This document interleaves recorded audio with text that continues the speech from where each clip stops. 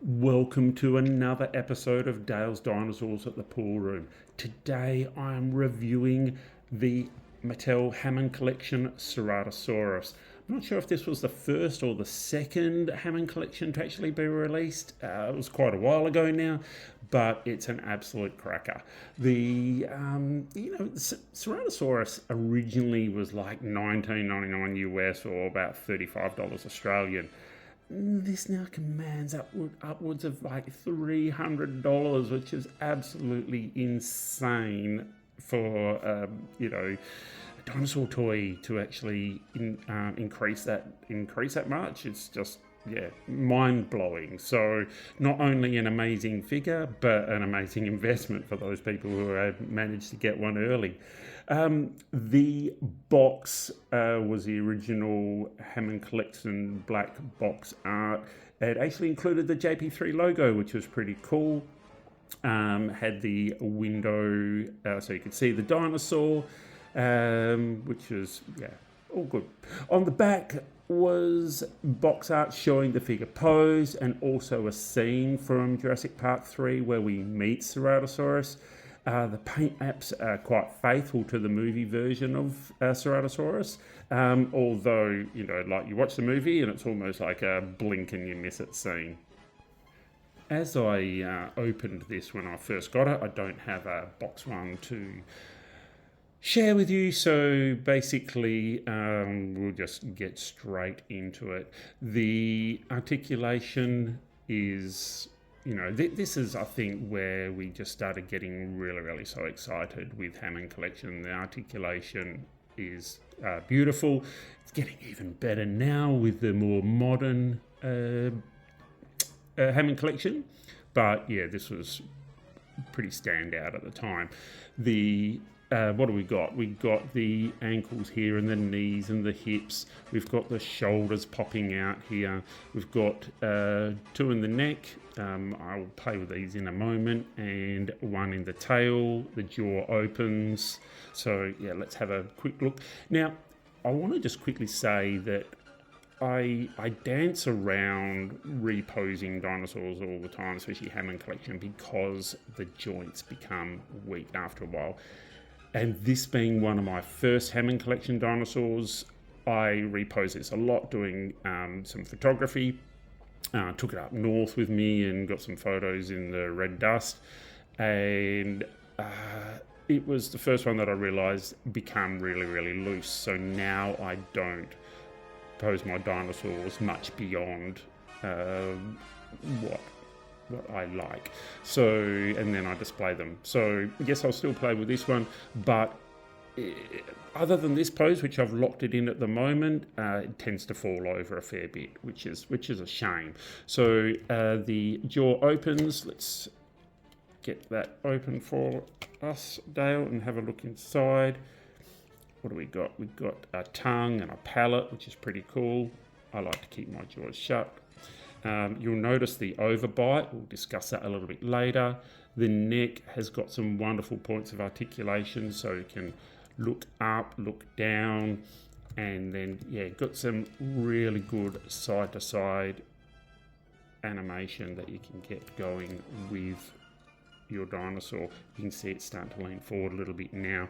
What I actually do with this, for anyone else who's actually having issues with Ceratosaurus falling over, is I push these ankle joints forward, and then it doesn't get so top heavy, and we can get a decent pose out of the dinosaur. Let's just move it around a little bit for interest. There you go, watch. Ooh, we've still got a little bit of stand, but you can see it's starting to have issues now. We'll just do that ankle there. There we go, that's better. Cool. Righty, so Ceratosaurus. Oh, actually, no, let's just talk about the paint apps quickly. Toes, toenails painted, claws painted. This beautiful textured paint app here, gorgeous. I love the red, very significant for the scene in Jurassic Park 3. It's a simple but effective paint application. Very cool. So, like it. like it a lot, and we'll talk a little bit about the rest of the moulding as well soon as part of it. All right, Ceratosaurus means horned lizard. It was a carnivorous theropod from the late Jurassic. I love that we're getting late Jurassic. We see a lot of Cretaceous dinosaurs, so it's great to have some Jurassic inclusions as well. This particular one was 153 to 148 million years ago, so quite early compared to a lot of these Cretaceous dinosaurs that we've been reviewing. It was first described in 1884 by Marsh from a near complete skeleton, and this type species was from the Garden Park, Colorado, in the Morrison Formation. It also remains, that particular type species remains to be the most complete skeleton. Now, there's only actually been a small number of specimens of Ceratosaurus actually described. It's quite a rare fossil. The Ceratosaurus had 4 fingers, which we can see is actually on this mould. And that single horn on its snout. And also had brow horns as well. So yeah, it's really quite a cool mould. It's unsure whether that nose horn was actually used for fighting or for display. Yeah, because they just don't have enough examples of it to actually get much. I guess they don't have enough fossils to really get more information about Ceratosaurus. You'll find that when they just have limited fossils, there's, like a lot of it's guesswork anyway, isn't it? So they just, there's less chance of all these educated guesses that we're having.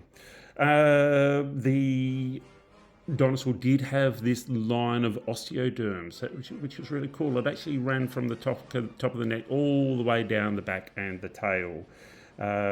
These osteoderms are actually in the fossil record, so that was pretty cool. Now, like most dinosaurs, when it was found, it was actually, this particular one wasn't found by early ones, I guess, if the 1800 type dinosaur finds, wasn't found by a paleontologist, it was found by a farmer. Farmer back in 1883. And when it was found, Ceratosaurus was found with its bones still connected, so it was found articulated. And this particular quarry, the same quarry, was also at the site near a complete Allosaurus was found, which is pretty cool. Let's just move her around a little bit just to keep it more entertaining. Shall we open her mouth? Yes, we shall. Oh, come on. Maybe we won't. It's a little bit too hard with my fingers. Aren't working too well. That's okay. Oh, good. Okay, very few Ceratosaurus was actually found, so we can't really fully understand the size of an adult. That first one was suspected to be a juvenile. There have been bigger ones found, but yeah, it's difficult to understand what might have been the full size of an adult.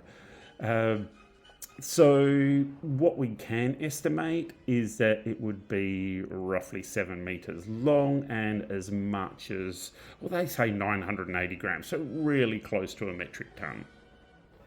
Now, for a size reference, let's actually put Alan Grant. I normally get Robert Muldoon, as you know, but let's put Alan Grant here next to Ceratosaurus as a size reference. As you know, it was Alan Grant that actually got confronted by him in JP3 rather than Robert. So let's put him in there. Is it the right size? Quite possibly the right size. Anyway, big beast, big horrible unit. Very scary unit. But not as scary as the bigger ones. It was a medium-sized theropod, and it lived a size Torvosaurus and Allosaurus as well. Ceratosaurus would have found its own niche in the ecology as well. So that would have avoid competition with Torvosaurus and Allosaurus. So suggestion is it was an early fish hunter.